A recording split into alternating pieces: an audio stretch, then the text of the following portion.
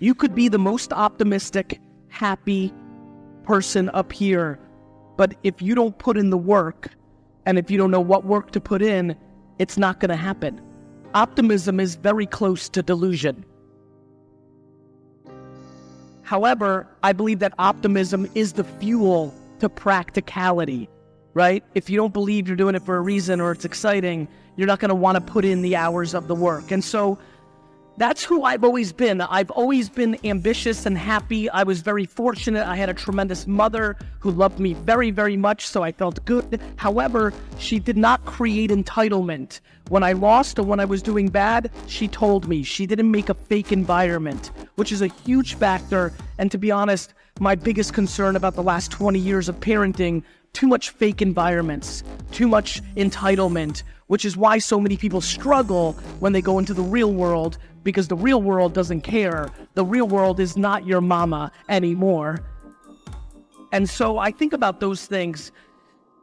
Fast forward, I was very good at selling baseball cards. When you're making $3,000 or $4,000 a weekend when you're 14 years old, you've got it. I was good, fine. But then my dad eventually bought a liquor store, and he dragged me into the liquor store when I was 14. I started making $2 an hour, bagging ice. This was huge for me. If I didn't have that transition, all the money I was making as a young kid, it came so easy because I was naturally talented.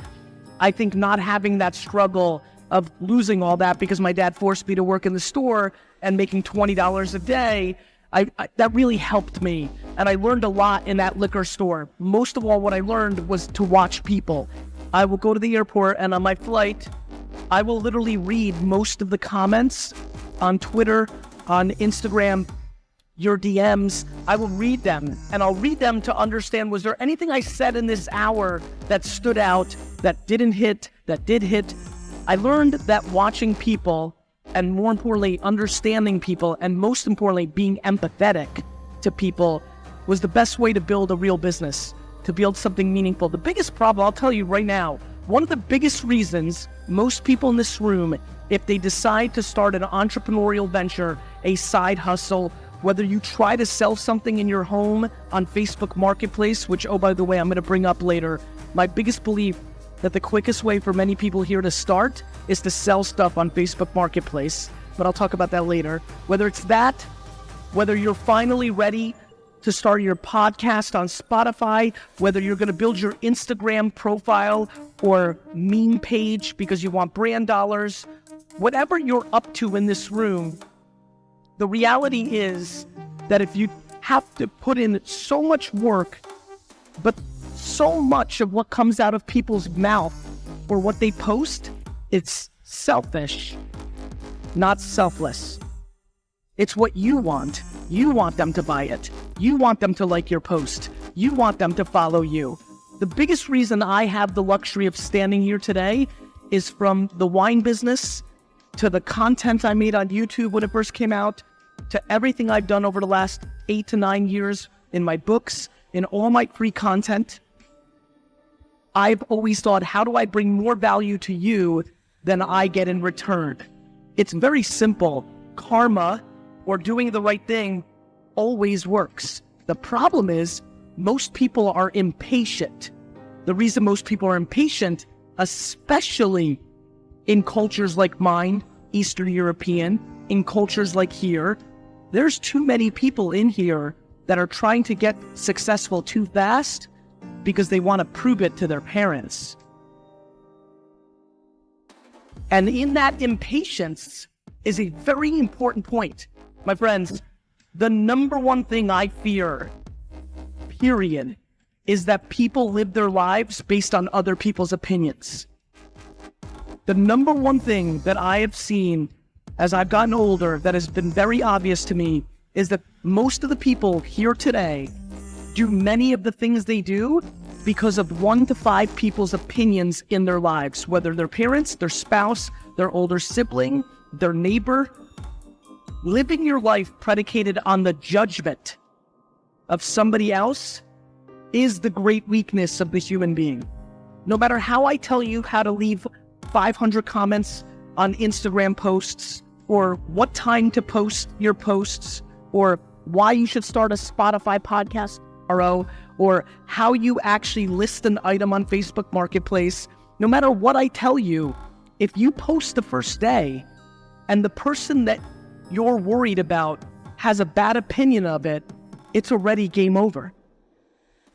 And so I flew all the way here, 24 hours, to put pressure on what is the most obvious conversation, which is, are you prepared to finally get quiet in your head and not allow the opinions of others to dictate your behaviors?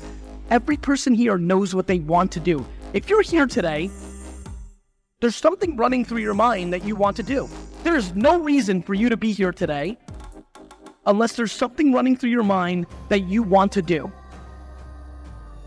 We were grown.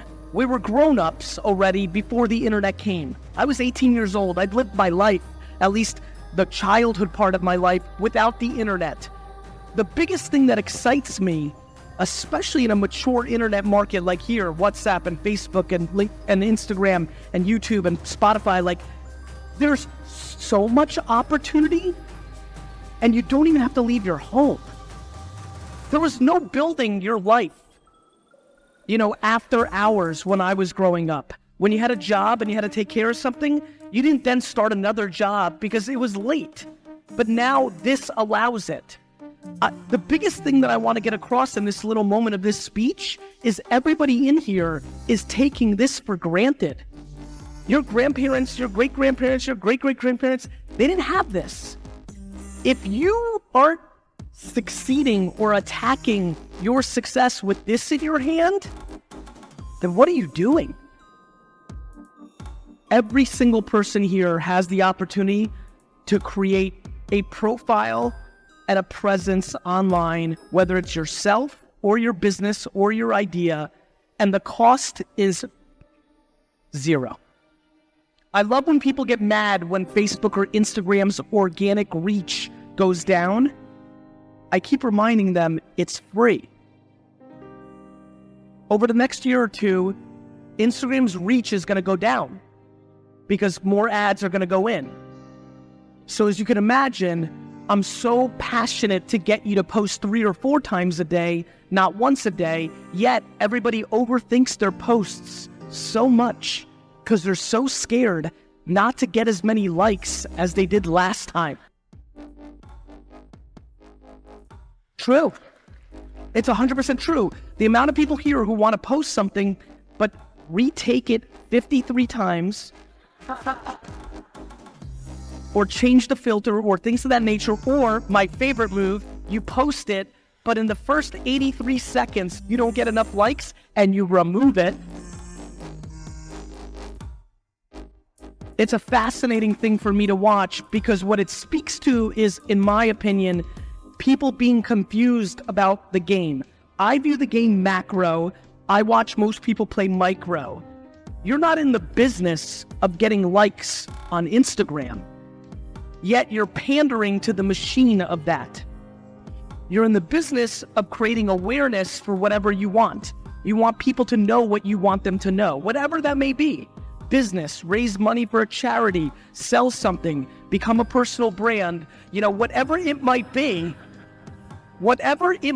that's what you want, yet people get so caught up in the semantics. Listen, what I can tell you from my career is this repeats over and over and over again. In 2006, I started one of the first YouTube shows, period. It was the longest show on YouTube when I launched it. YouTube wasn't even a year old. I sat in front of a camera and I drank wine for 30 minutes and a lot of people watched it. A year later, Twitter came out and I was one of the first people to move on that. I invested because I got smarter at that point, but I also was one of the first people to amass 1 million followers on that platform. Before I did YouTube and Twitter, a year or two earlier in America and many other parts of the world, MySpace had won and dominated, and there were people that won on that platform. If you pay attention to what happened on MySpace, if you pay attention to what happened on YouTube, if you pay attention to what happened on Twitter and then Facebook and then Vine and on and on and on, it's all the same game. In the beginning, if you move quickly, you can get more attention. Most people get frustrated that they aren't first and then they don't go all in because they think they missed it. However, winning on these platforms is a game of being better, not first.